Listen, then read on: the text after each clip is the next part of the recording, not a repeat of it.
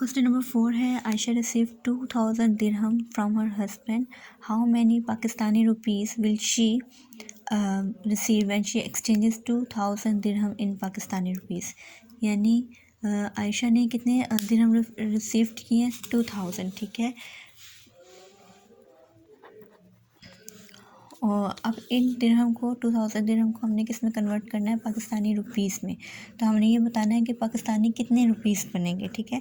तो इसके लिए सबसे पहले हमें पता होना चाहिए रेट ऑफ दिरहम, यानी दिरहम का कितना रेट है। एक दिरहम कितने रुपीज़ के बराबर है? Rate of 1 dirham is equal to कितने पाकिस्तानी रुपीज़ के बराबर है? 28.5 के इक्वल है, ठीक है। 28.25 के इक्वल है, सॉरी 28.25 के इक्वल है। अब हम चेक करना चाहते हैं कि अमाउंट कितनी अमाउंट बनेगी। अमाउंट ऑफ 2000 दिरहम कितनी बनेगी? तो वो कितनी बनेगी? 2000 को हम किसके साथ मल्टीप्लाई कर देंगे? 28.25 के साथ मल्टीप्लाई करते हैं। तो ये क्या आ जाता है? अगर यहाँ से पॉइंट ख़त्म करें, पॉइंट के नीचे 1 और 0 0, ये 0 0 इसके साथ कैंसिल हो जाएंगे। ये आ जाता है 20 मल्टीप्लाई बाय 2825, ठीक है। तो ये क्या आ जाता है? हमारे पास कितने रुपीज़ आ जाते हैं? 5650। अगर इनको मल्टीप्लाई करें तो हमारे पास आ जाता है इतने रुपीज़, यानी 2000 दिरहम कितने रुपीज़ के बराबर होगा? 5650 के इक्वल होगा। अब नेक्स्ट टॉपिक है हमारा प्रॉफिट एंड मार्कअप। ये क्या होता है प्रॉफिट एंड मार्कअप? जब हम बैंक में कोई फंड्स डिपॉज़िट करवाते हैं और बैंक को ये अलाउ करते हैं कि वो हमारी मनी को यूज़ करे, तो उसके बदले जो बैंक हमें रिटर्न देता है उस रिटर्न को कहते हैं प्रॉफिट, ठीक है। दोबारा इसको मैं रिपीट कर देती हूँ। जब हम बैंक में कोई मनी जो है वो डिपॉज़िट करवाते हैं, यानी कुछ फ़ंड डिपॉज़िट कराते हैं और बैंक को अलाउ करते हैं कि वो हमारी मनी यूज़ कर ले किसी भी बिज़नेस में, व्हाटएवर, तो उस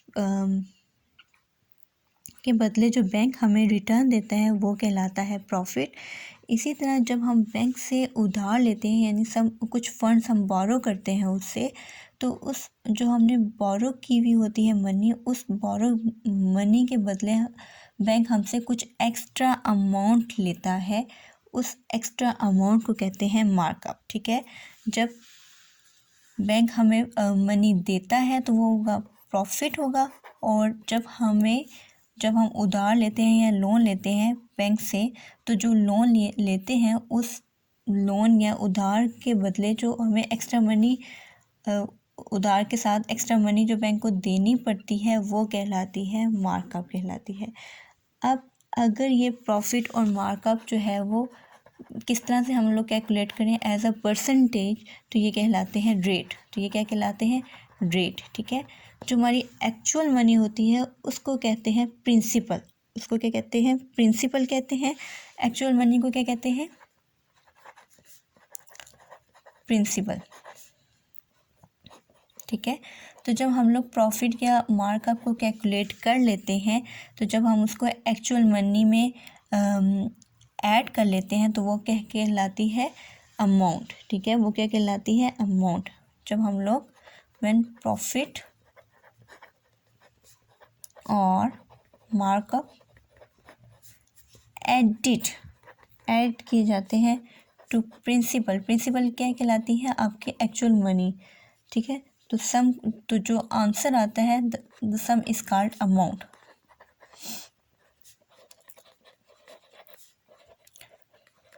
ठीक है। अब ये प्रॉफिट कैलकुलेट करने का फॉर्मूला क्या है, इसको हमने याद रखना है। प्रॉफिट कैलकुलेट करने का फॉर्मूला क्या है? प्रिंसिपल यानी अमाउंट, जो एक्चुअल अमाउंट है, टाइम, कितना टाइम हमने डिपॉजिट किया, ठीक है, मनी को, या कितने टाइम हमने वो लोन लिया, और रेट, यानी रेट क्या होगा कि जैसे मैंने भी आपको बताया था कि रेट क्या होगा जब प्रॉफिट और मार्कअप को हम लोग कैलकुलेट करते हैं एज अ परसेंटेज, तो वो कहलाता है रेट, ठीक है। वो क्या कहलाता है? रेट। यानी इतने पैसे अगर हम बैंक को दे रहे हैं तो उस पर हमें कितने प्रॉफिट मिलेगा, कितनी परसेंटेज हमें प्रॉफिट मिलेगा, कितने परसेंट हमें प्रॉफिट मिलेगा, तो वो क्या कहलाएगा? हमें रेट कहलाएगा, ठीक है। क्वेश्चन नंबर 6 देखते हैं। How much time a sum of ₹9400 will take to become 10,951 if the same is invested at 3 into 2/3% per annum यानी पर ईयर। ठीक है। अब हमारे पास अमाउंट, एक्चुअल अमाउंट क्या थी? 9400। ठीक है। ये अमाउंट कितनी बन जाएगी?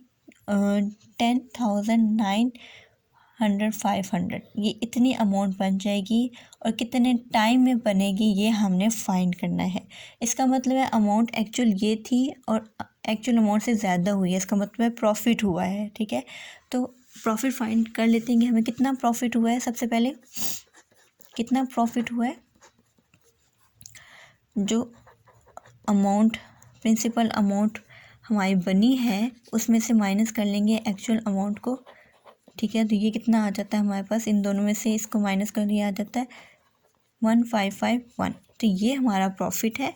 ये हमारा प्रॉफिट हुआ है कितने साल में, कितनी रेट क्या है ये? ठीक है। 3 into 2/3%। ठीक है। साल में इतना परसेंट हमारा रेट था कि इतनी अमाउंट होगी तो इतने परसेंट हमारा इंक्रीज़ होगा। ठीक है। तो ये प्रॉफिट आ गया हमारे पास। अब हमने क्या करना है? इस फॉर्मूले में पुट करके टाइम फाइंड कर लेना है। तो profit is equal to principal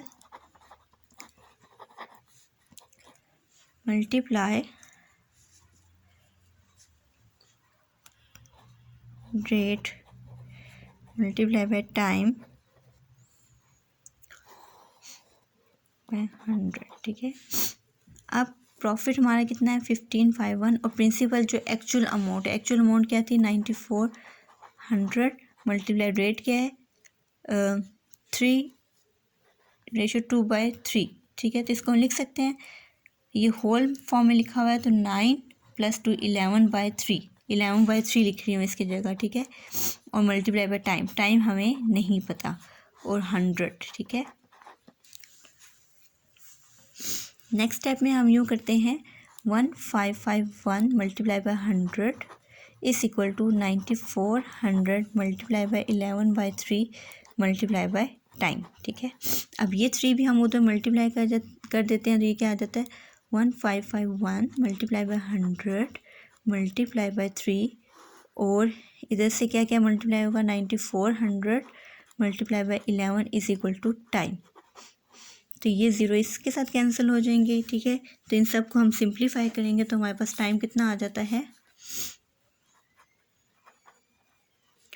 4.5 year, यानी 4.5 साल लगेंगे इस अमाउंट को, इतनी अमाउंट बनने में। ठीक है। अगर आपने इतनी अमाउंट डिपॉजिट करवाई है तो ये किस रेशियो के साथ, किस परसेंट के साथ बढ़ेगी हर साल? ये 3 into 2/3% हर साल बढ़ेगी। और कितनी 4.5 साल में कितनी अमाउंट हो जाएगी? 10,951। ठीक है।